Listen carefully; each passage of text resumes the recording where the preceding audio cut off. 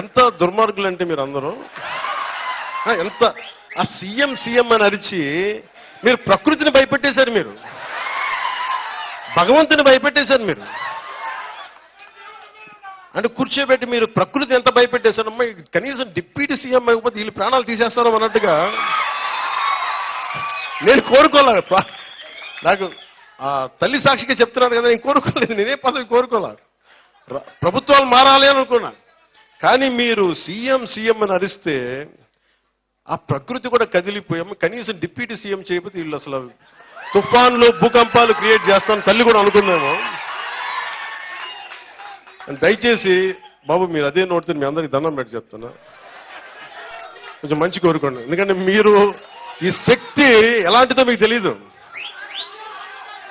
Even ఇక్కడే కాదు,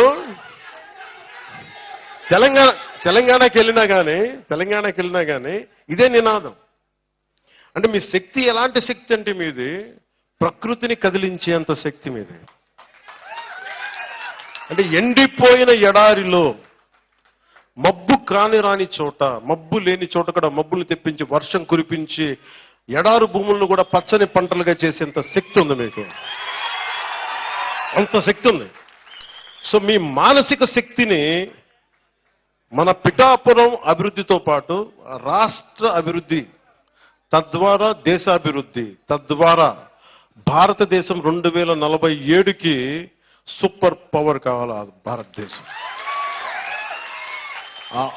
ఆద్యం దాని మొదలు ఇక్కడ మొదలు పెడతాం.